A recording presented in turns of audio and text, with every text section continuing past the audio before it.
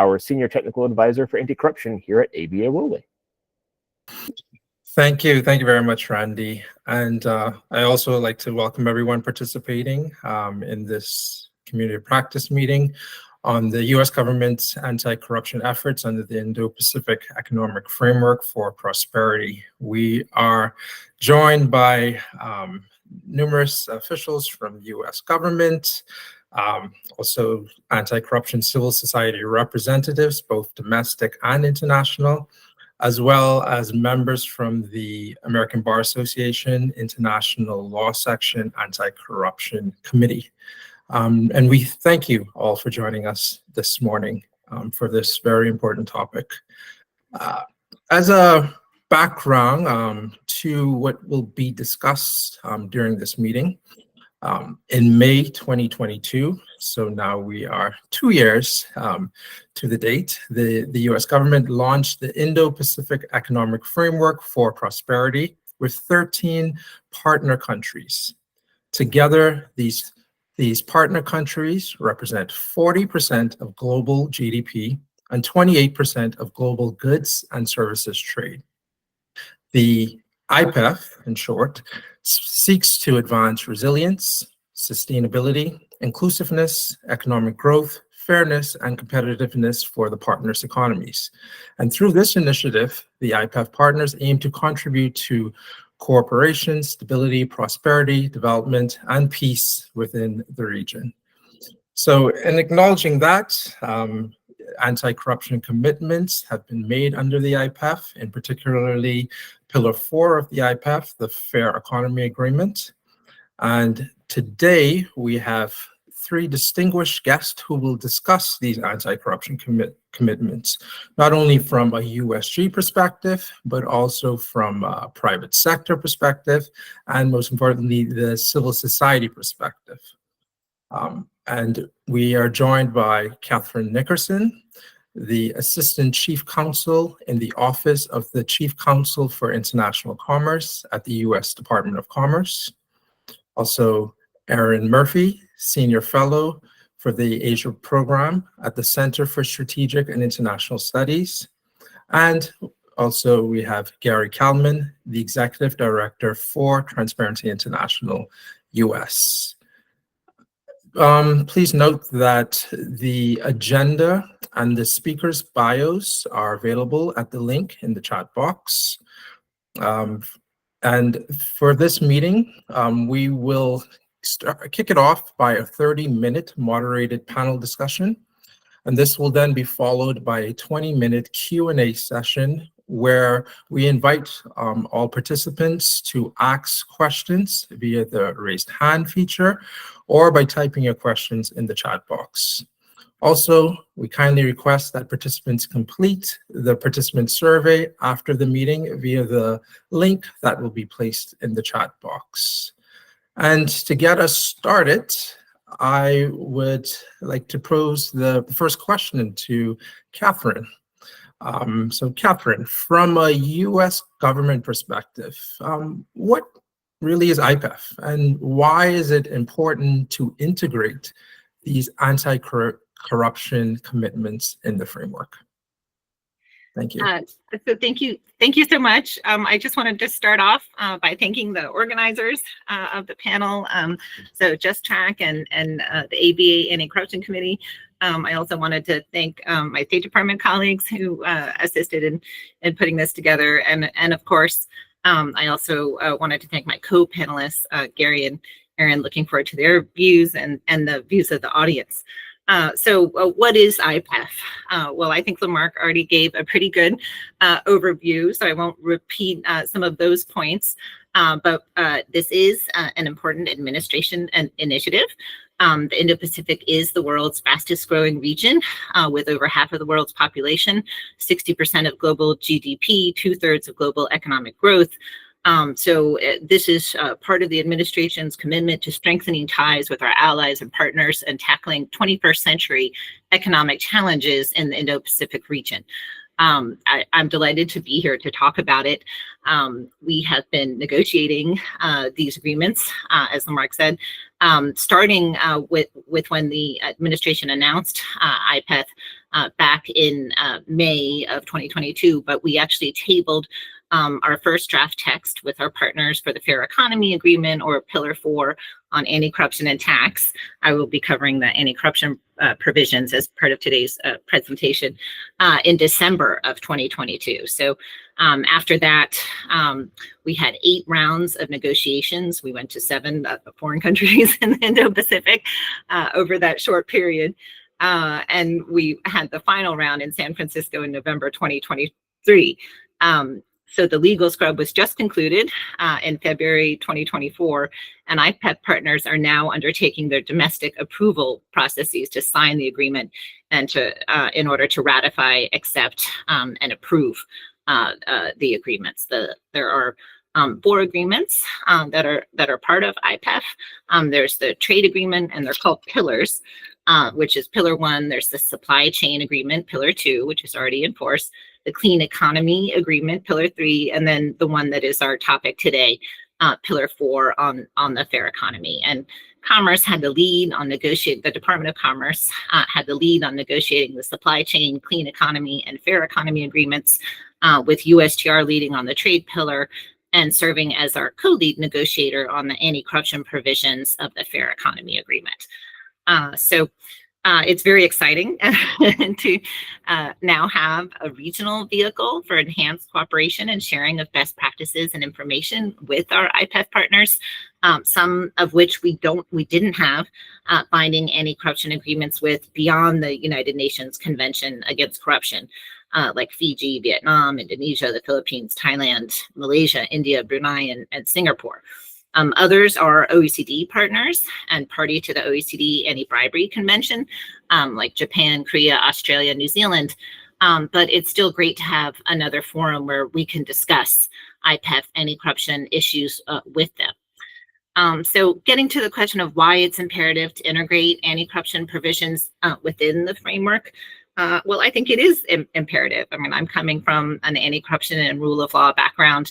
Anti-corruption disciplines, as I don't probably have to tell the people on this call, particularly the ABA, Anti-Corruption Committee, and JUSTRAC folks, they are cross-cutting and reinforce the commitments throughout IPEF. So, for example, in the supply chain agreement, I think we can all agree that it's very useful when our trading partner companies have good ethics and compliance, internal controls, and compliance programs.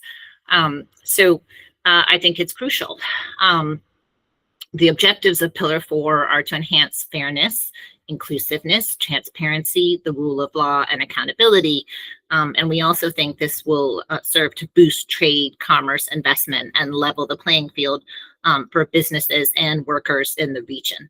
I should also say, before we get too much into the substance, that the entire proposed agreement, or Pillar 4 on the fair economy, is published on the Commerce Department IPEF website.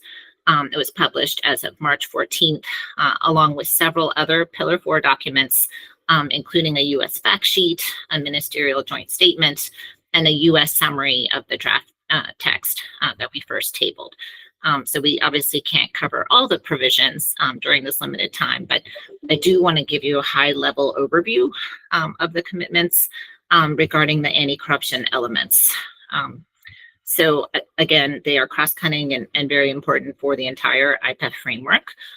They build on our commitments in our other international agreements that I've already mentioned, the UN Convention Against Corruption and the OECD Anti-Bribery Convention. And they include provisions that require IPEF partners to adopt and enforce laws to combat corruption, including domestic and foreign bribery, as well as money laundering, books and records, and auditing and accounting standards, and also provisions to enhance cooperation and transparency on asset recovery.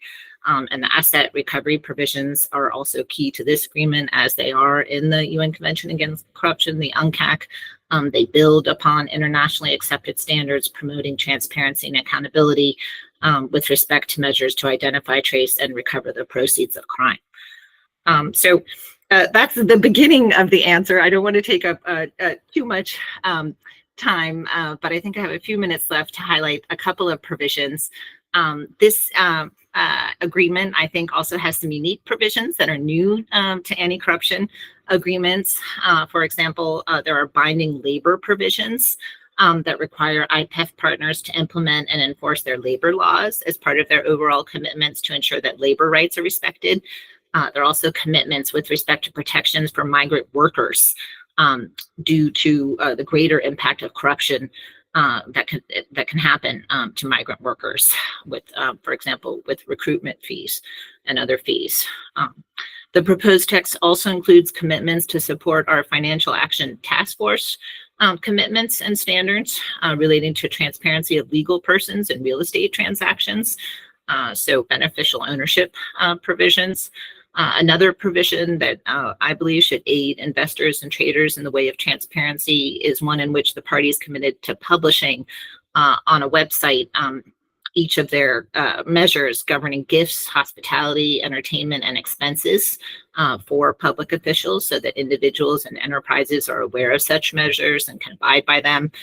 And then there are other forward-looking commitments on anti-corruption in the way of encouraging our partners to consider non-trial resolutions for the speedy resolution of actions, and also to consider criminalizing bribery of candidates to be a foreign public official, as we do under the Foreign Corrupt Practices Act when it comes to obtaining or retaining business.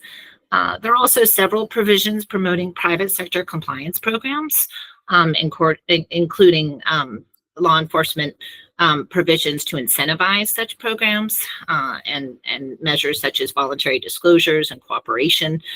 There are also provisions, as we do in the United States, to allow for those to be mitigating factors when determining penalties. And then I'm very pleased with the provisions that we ended our negotiations up with on government procurement, particularly when it comes to suspension and debarment and taking into account compliance programs in suspension and debarment decisions, promoting contracting with suppliers that operate with integrity and good business practices, including by having effective internal controls, ethics, and compliance programs, and also for providing transparency and notice when it comes to suspension and debarment proceedings, which I think will go a long way in helping U.S. exporters and traders in the region. So that's a long answer, Mark, to why I think that it's crucial to have anti-corruption provisions in IPEF, and also some background on what IPEF is. But I look forward to hearing my co-panelists' answers to their questions. And I'd also like to talk a little bit more when we get to the last question, having to do with how the USG can effectively utilize the anti-corruption commitments.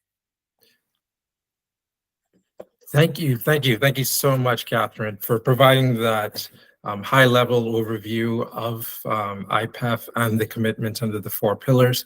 And just to touch on what you mentioned in regards to Pillar 4, that the aim really is to boost trade, commerce, and investments, and level the playing field for businesses. And so with that, I wanted to turn it over to Erin, noting that, Erin, you have substantial background both in the public and private sector. You were a director of the Indo-Pacific at the U.S. International Development Finance Corporation. So I want to get your views. What are your thoughts on Pillar 4 particularly? And also, how can the private sector best contribute to the implementation of IPEF Pillar 4? Sure, and thank you for that. And Catherine, thank you for laying the foundation here for explaining IPEF and Pillar 4. So sometimes I'm going to have my government hat on, sometimes my private sector hat on. So in the DFC, I started working on IPEF and how the DFC could support this. And the DFC works in an interesting way in that it helps support private sector investment overseas. And a lot of what the DFC does is to try to de-risk that investment overseas. And IPEF works in a number of ways. I mean, one of the bigger efforts behind it, and this is my think tank hat on, is that, what the U.S. is trying to do is to really strengthen its economic ties to the Indo-Pacific. And one of the best ways that it can do it is through initiatives like IPEF. We're not in TPP, we're not in CPTPP. If you want to know about all those acronyms, I'm happy to go into that. So IPEF is one way to do that.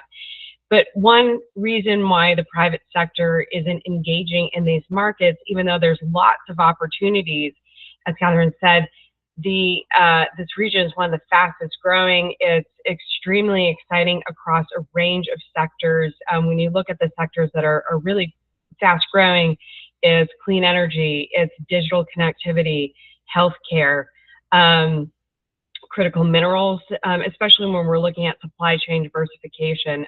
This is really where we're looking at. If you're looking at economic competition with China, which is what everyone is obsessed with, this is the region where you're going to do it. It is ground zero. But at the same time, no one's looking to invest there, and partly because it's extremely risky, highly corrupt, super opaque, and there's only so much that the U.S. government and its partners and allies can do to help de-risk that. You can do government-to-government programs. You can help, and I know my colleagues at USAID and State Department have done a lot in trying to help with rule of law programs. But when you have something like IPEF and you're consulting with the private sector, when you're consulting with host governments, and you're trying to paint a picture of what can happen when you start de-risking and having these set of rules and procedures and statutes in place, what it can actually unlock, then you have a lot more buy-in. And then it makes it a lot better for private sector, both for foreign direct investment, but also for local companies as well. I mean, I don't have to tell all of you, you guys are the experts, but how many trillions and billions, and now I sound like Bernie Sanders, of dollars that are lost to corruption annually around the world. Most of my numbers are dated. It's all pre-COVID, and I can't even imagine how much money was lost to during COVID, but 5% of global GDP was estimated lost to corruption annually around the world.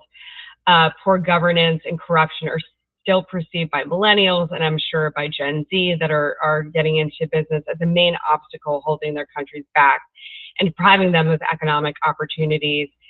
In Asia-Pacific countries or Indo-Pacific, bribery and facilitation payments are common practice.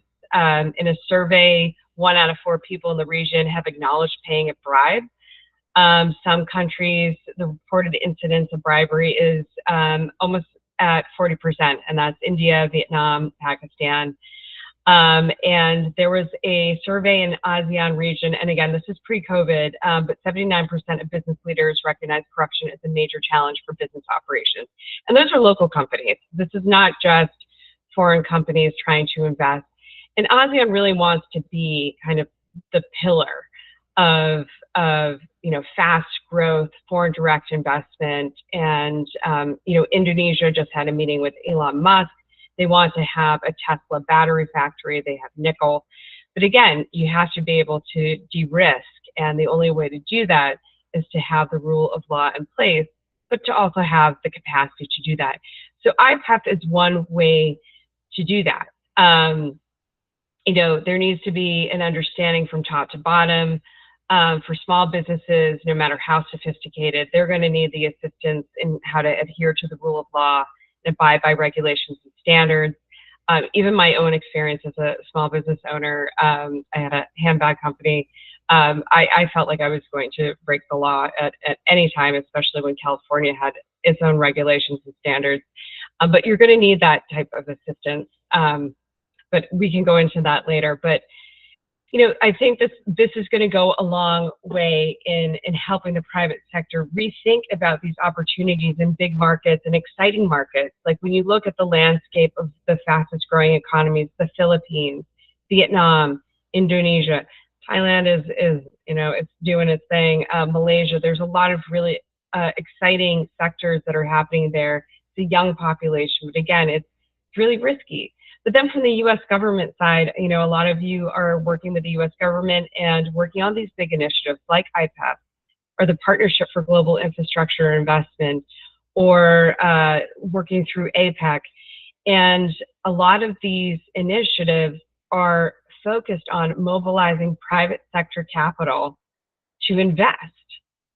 Well, that's a big assumption in that the private sector is going to go. And that is, but for the private sector, they need to make money to go there. But if they're losing 5% of global GDP, they're not going to go. So that's where something like IPEF really helps to de-risk. It's not just the DSC that provides political risk insurance or loans or guarantees. There needs to be a lot more. There needs to be guarantees on the ground that there's transparency, that taxes can be paid, that everyone is paying the same amount, that they are treated the same as everybody else, that they know that when they build a company, that when they go in with their keys the next day to open the door, that there's not a new family there.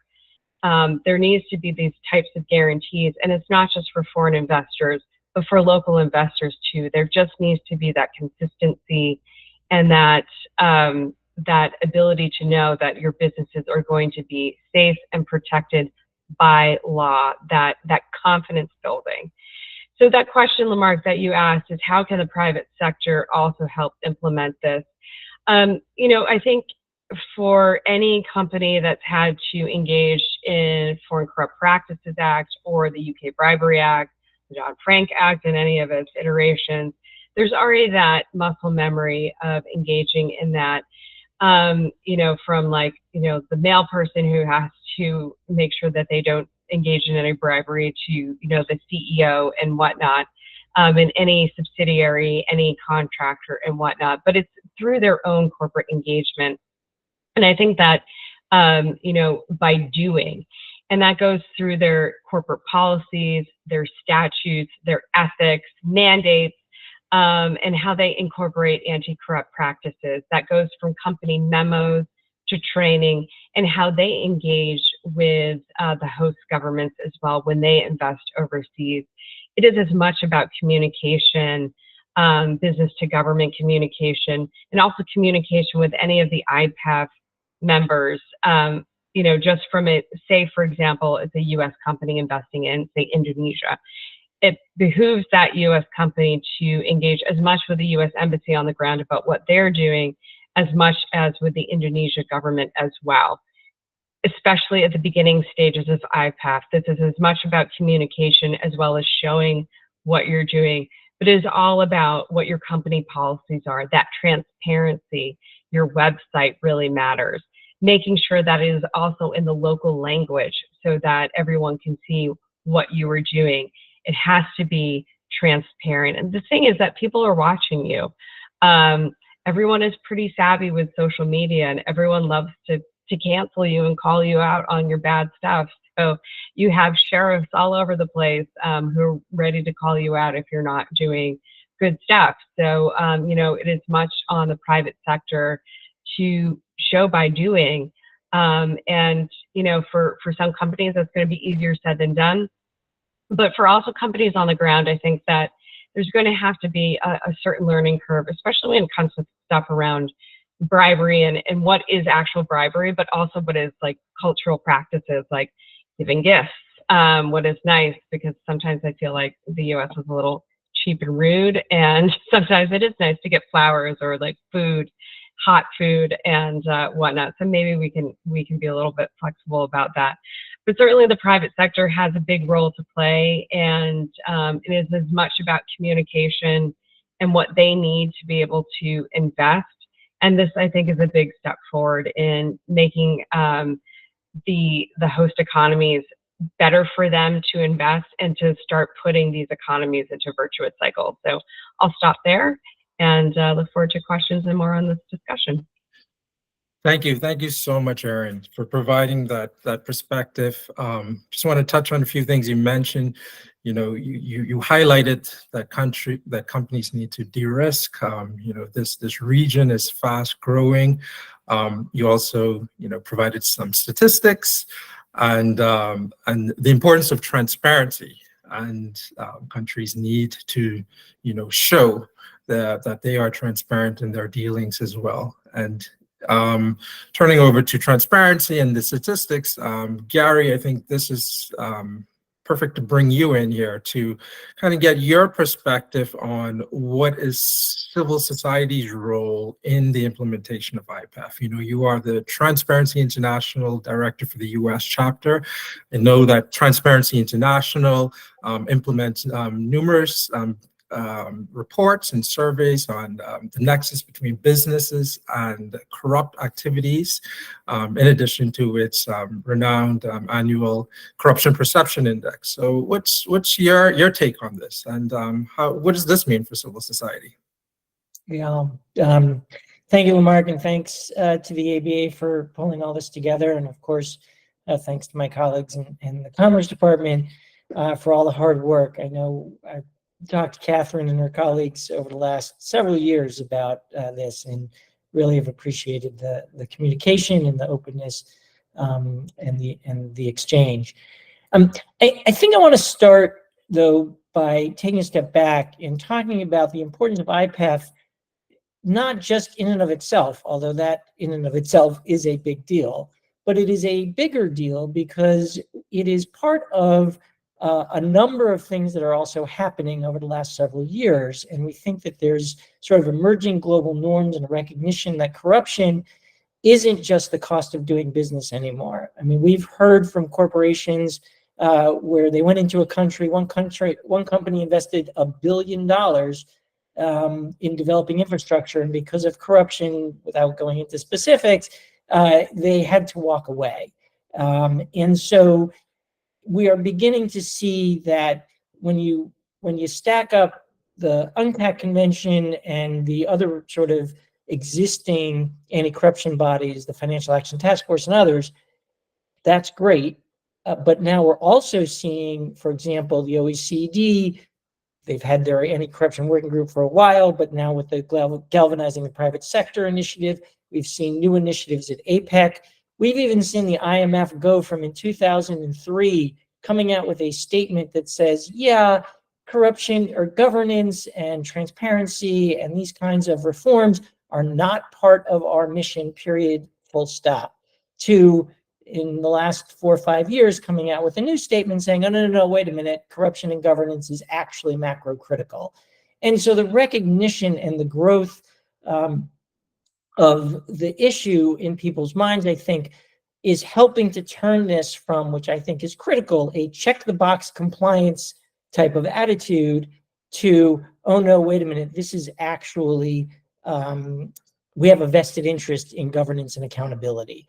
And when you move from one to the other, that really changes the dynamic and the ability to partner between civil society, governments, and the private sector. So we think that is a critically important development.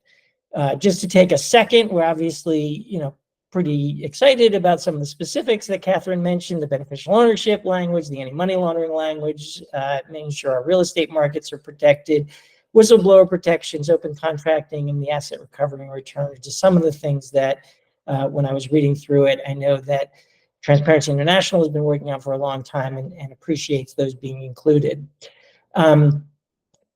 As with all agreements and treaties or multilateral commitments, implementation and enforcement is going to be critical. And let me give you a specific example of where we think great promise has not always, turned out in actuality. So, for example, we talk about the FCPA, and the U.S. is actually, that's been a landmark law. Other countries then followed. Here, we think that the U.S. has done a pretty good job of enforcing that law. Back in 2022, my organization did a report called Exporting Corruption, where we looked at the 47 largest exporting countries in the world. So these are countries that are going to have multinationals that operate overseas. Of the 47, only 2, the US and Switzerland, were found to actively enforce their foreign anti-bribery laws. If you took the, I think it was the median of the rest of the 45 countries, the number of cases that were started, so not even completed, not prosecuted, just literally filed and started for the rest of the 45, the number was 0. And so we do think that there needs to be effective enforcement and follow-up. And that's where I think, as we've heard from Aaron and from Catherine, that multiple players are important. And I think that the CSOs do have an important role here to play, as they have in helping in some other jurisdictions. We see, and we were delighted to see in the agreement, that it calls for consultations with CSOs. We would love for the evaluations to make sure that they include talking with civil society organizations to get a sense of how things are going. When I say that, I also want to make sure, and it's important for CSOs to be resourced and have access to information.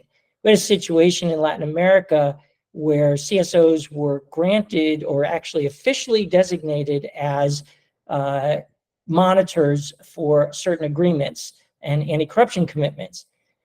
They weren't given any resources, and they weren't actually given access to any information. And so the final report was, well, we didn't find any corruption because we actually couldn't see what was going on. We didn't literally have the ability to do any analysis. Unfortunately, some, shall we say, less or disingenuous governments use that report to say, hey, there's no corruption. Transparency International couldn't find any corruption. How about that? And so we do want to make sure that those kinds of situations don't happen. And so hoping that there is an active partnership, which the agreement calls for, and we think that that's a really positive step, and we're quite hopeful. I would also say that folks should be aware, especially governments, about what different kinds of tools there are. And here, the civil society organizations have been quite active. And so we, for example, partner with OCCRP, which is the Organized Crime and Corruption Anti-Corruption Reporting Project. And they uncover and do investigations. Some of it gets published, some of it does not. They will turn over some evidence to us where we'll do some additional investigating. And where we think there's credible evidence of corruption, we have packaged that up to present to government. So for the US government, that would be submissions for consideration for global Magnitsky sanctions if there's significant corruption identified, FCPA violations, and then a new law that was just passed, which is a new tool, which I think is also quite helpful. It got a lot of support from the business community, was a Foreign Extortion Prevention Act. And that allows for the first time the US government to consider cases not just of those offering the bribes, but those asking the bribes, asking for the bribes.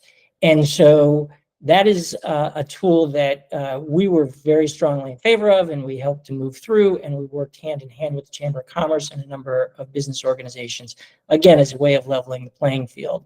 And so, I guess I would close there by saying that I believe, actually I should say one other thing before I close, and that is I was looking at the IPEF countries, which Catherine had listed. Those with Transparency International chapters include Australia, Indonesia, Fiji, Korea, and New Zealand.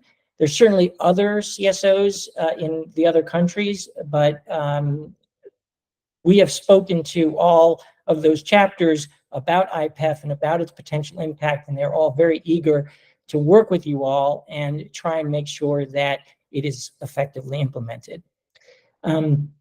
So with that, I guess I will close, just looking forward to the partnership. I think there's great promise here, and I think the language opens up enough for there to be opportunity. Thanks, and look forward to the questions. Thank you so much, Gary. Thank you for bringing that civil society perspective and, acknowledging the role that civil society plays in this, in not only monitoring, but also, I guess, holding corrupt actors accountable by working together with US government through sanctions and other tools that may be available. And With that, I'd like to turn it over to the audience for any questions regarding IPEF in general, in particular from the USG perspective, from civil society perspective, or private sector perspective. Please feel free to raise your hand using the raise hand feature, or to submit your questions in the chat box. And I guess as we wait for questions, Catherine, I'll ask you a further question. Under the Fair Economy Agreement, the IPEF partners also commit to establishing a capacity building framework. Could you kind of provide details on how is this capacity development building framework envisioned? Yes, thank you for that question. I think that is something that is new and sort of unique in this agreement, which is an economic agreement, so slightly different from our free trade agreements, which have similar anti-corruption, basic anti-corruption provisions. So the capacity building framework, when we first tabled the text, was something that we were looking forward to creating with our partners, which was, it's a mechanism by which the partners who can provide technical assistance capacity building can do that. The CBF, the short name for the capacity building framework, is intended to facilitate providing technical assistance and capacity building, and also to facilitate countries who need technical assistance and capacity building to implement the obligations of the agreement to get that technical assistance and capacity building. And we thought, building on the UN Convention Against Corruption Obligations and the OECD Anti-Bribery Convention is applicable, there are obviously still commitments that haven't been fulfilled by everyone, and in part, due to a lack of capacity building and technical assistance. And so this was a way to work with our partners to offer them something, but also to help us all in as far as our anti-corruption regimes, to bring up the standards, to meet the high standards that are in Pillar 4. So during the negotiations, we often talked about how a rising tide lifts all boats if we all can comply with these standards. And again, some of them build on existing standards when it comes to cooperation, information sharing, and other transparency best practices. So the capacity building framework is an annex to the agreement, and it also provides for the modalities for how the partners are going to work together to identify technical assistance and capacity building needs and to meet those needs. And already partners and the United States are stepping up with the exchange of information on technical assistance and capacity building programs. I know some of my State Department colleagues are on the line, but we've already announced, if you look at the US fact sheet that's on that Pillar 4 IPEF page that I referred to earlier, the State Department, INL, Bureau of International Narcotics and Law Enforcement, has already announced working with the UN Office of Drugs and Crime, a regional anti-corruption hub in Southeast Asia, which will have a clear focus on implementing the standards that support Pillar 4.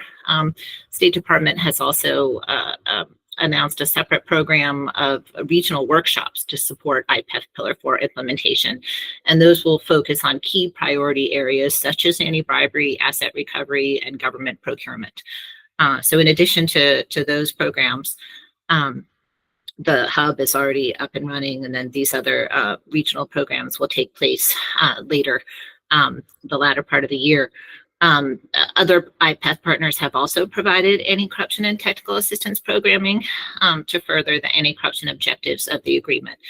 And so the whole point is that we accelerate implementation of these anti-corruption commitments where they haven't already been done, and that we work together to do it. So I'm really pleased with the capacity building framework and its potential to help meet the standards of IPEF Pillar 4.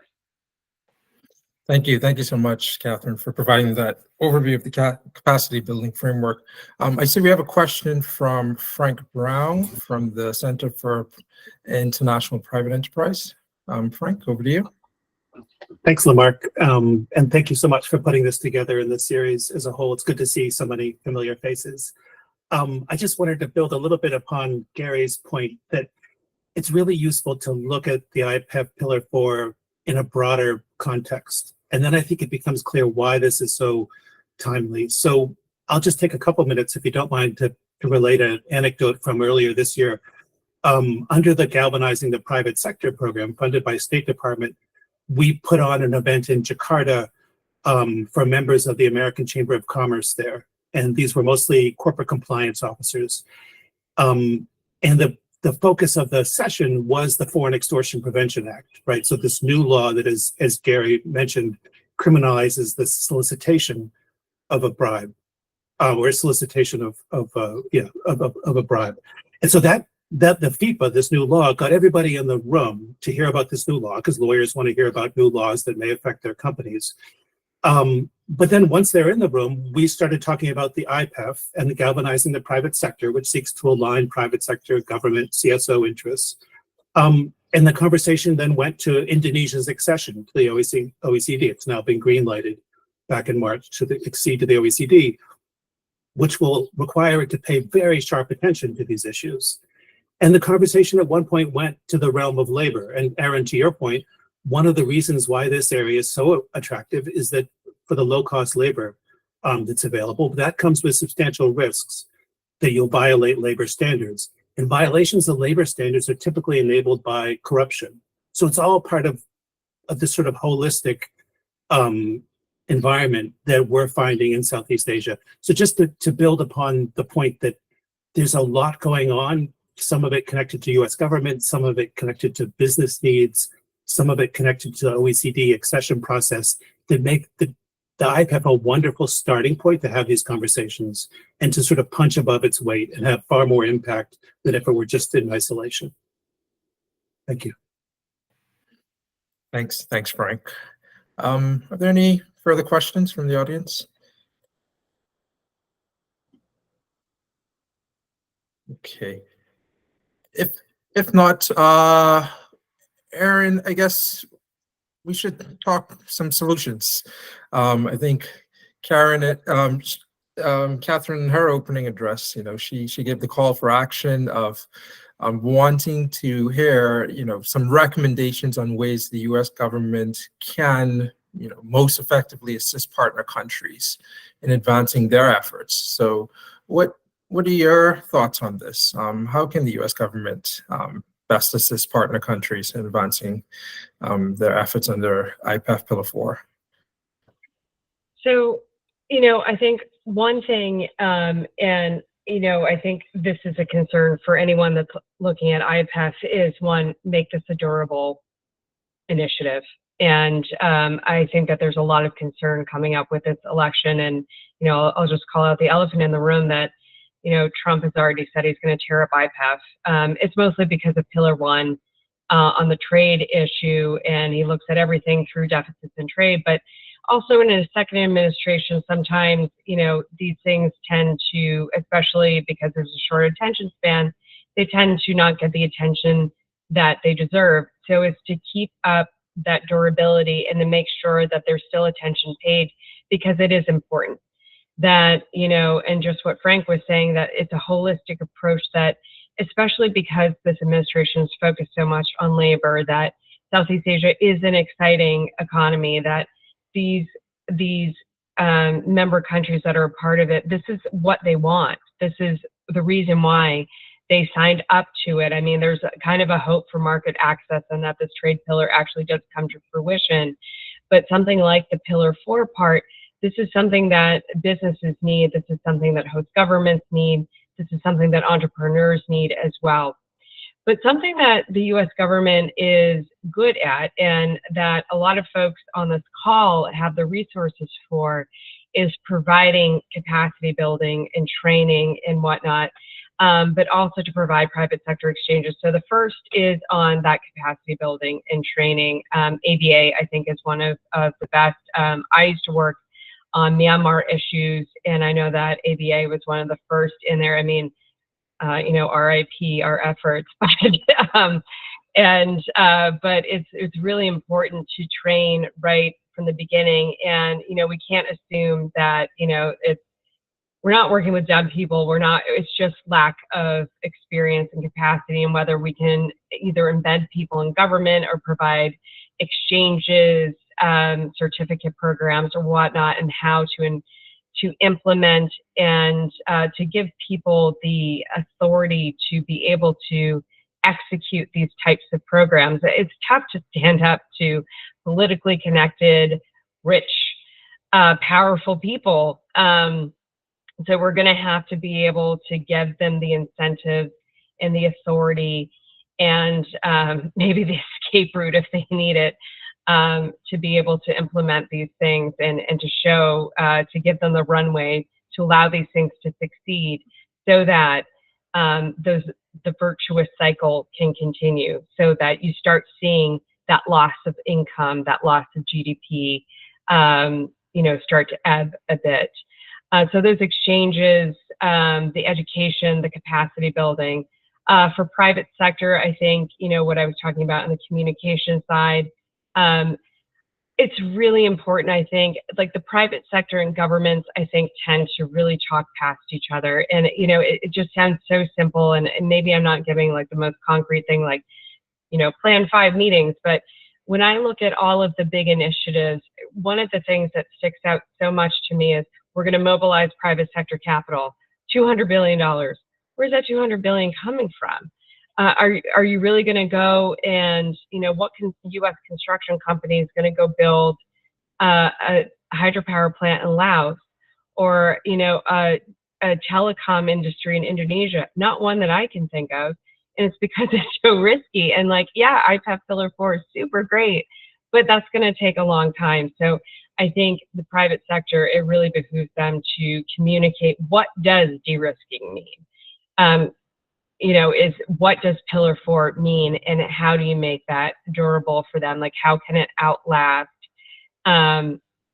multiple administrations? How do we make this a part of the fabric of rule of law in these IPEF countries and our own, so that this continues? Because the Indo-Pacific is not going away. Our interest in the region is not going away. That's going to continue for sure, regardless of who's in office. Trump had an Indo-Pacific strategy. We've been interested in the region forever, and this is really all in our best interest. So, it's really about communication. Thank you so much for that, Erin. And just to piggyback on that, as you mentioned, how can we make this the fabric of rule of law in the region? And Gary, you mentioned before that, there's been issues with implementing and enforcement when it comes to the UNCTAD, UN Convention Against Corruption, also OECD Anti-Bribery Convention. What are your hopes for this framework? And, given that we have these existing conventions, is there anything new that, that this brings about, this framework brings about? And also, how should the U.S. government be working with its partner countries as well? One of the things that I think is so important about IPEF and the approach is that many of the specifics around the anti-corruption measures are actually not new. And every time we go into Congress and we, want to talk about solutions, every congressman or senator wants to have the new, different idea. I'm like, well, actually, we have a bunch of good ideas, and what we need to do is build on those and make sure that they actually work. And so we've talked to a number of different private sector actors about how do we actually move the needle on this. Let me give you one example.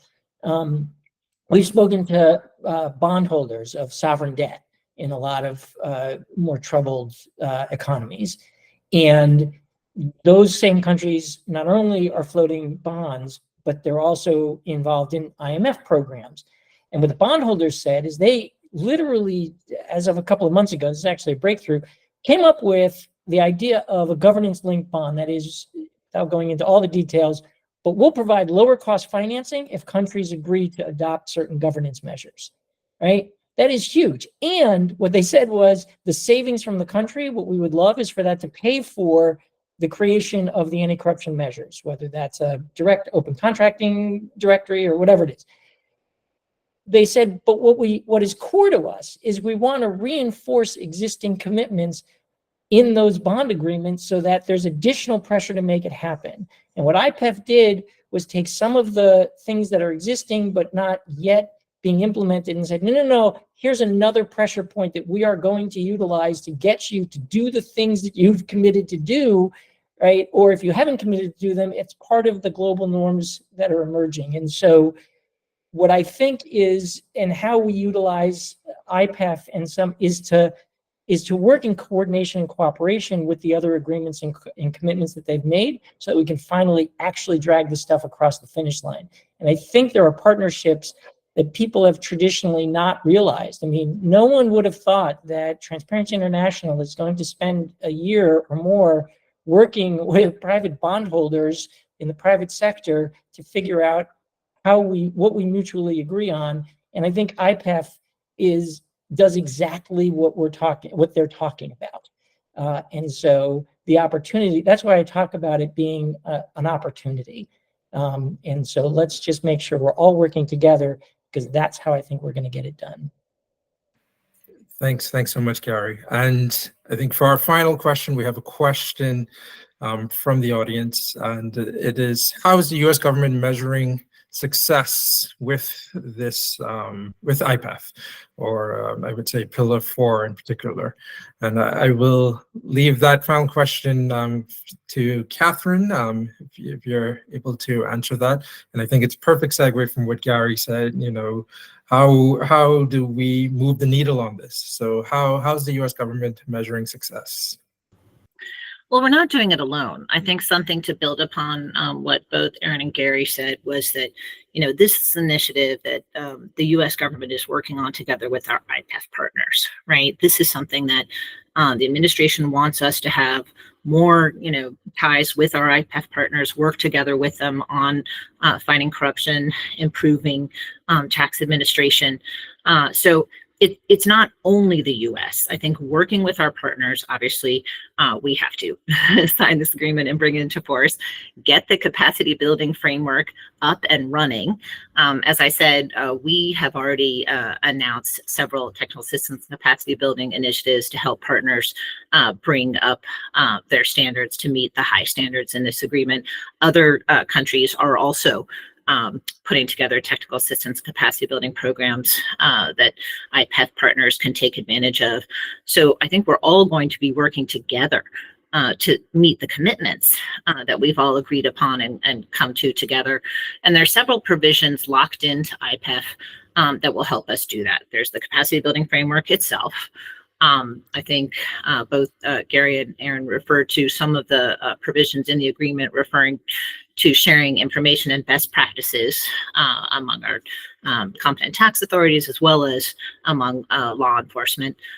There's also a specific provision on implementation, accountability, and monitoring, which includes sharing information specifically on implementation and calls for the development of a mechanism to be decided by the parties on how they're going to hold themselves accountable. And that's something that we're going to do again in partnership with the other IPEF parties once the agreement enters into force. And then there's that provision on stakeholder engagement that Gary referred to, which I think is really important. I mean, the parties committed to sharing information about the agreement and its implementation with the private sector with civil society. And they also recognize and welcome non-government stakeholders' contributions specifically to capacity building efforts. So the IPEF partners recognize that, you know, with the capacity building framework, they will be helping one another. Again, that rising tide lifts all boats, but also they want to partner with the private sector and civil society and work together on bringing up the standards. So finally, there is another overarching agreement that is part of the IPEF framework. It establishes a formal ministerial process, including an IPEF council, that will monitor the implementation of the framework as a whole, and a joint commission that will monitor the work under the pillars, including the Fair Economy Agreement, and that's at the ministerial level. So there are several provisions in IPEF, in Pillar 4 itself, in the overarching agreement, that will bring these things to pass. And I look forward to working on all of them with our interagency partners and with everyone on this call, and civil society and the private sector. I think there is great potential here, and we can meet these high commitments in Pillar 4. Thank you. Thank you so much, Catherine. And with that, we will wrap up today's discussion. I first of all want to thank our speakers, Catherine, for providing that really enriching overview of IPEF from the USG perspective, and also providing details on the capacity building element of it. Also, Gary, you've mentioned the role that civil society plays. In particular, civil society should be provided with the tools to monitor the actual implementation of IPEF, such as access to information tools. And Aaron, you said, it's important that private sector and government, they communicate, and also private sector should be transparent in their actions. And I think all of that really just wrapped it up to see that, it's multiple parties that are a part of this, not just the US government, not just the partner countries, but also civil society and the private sector actors all have a role to play in this agreement. And so with that, I'd like to thank you once again for agreeing to speak on this very important topic. And I'd like to thank our participants, those from US government, interagency. We have lawyers from the ABA, International Law Section, Anti-Corruption Committee, and also our civil society representatives. Thank you so much. And finally, if you can please take the survey that is on the screen. And thank you very much. And once again, see you. Bye-bye. Thank you, everyone. Thank you. Thank you, everyone.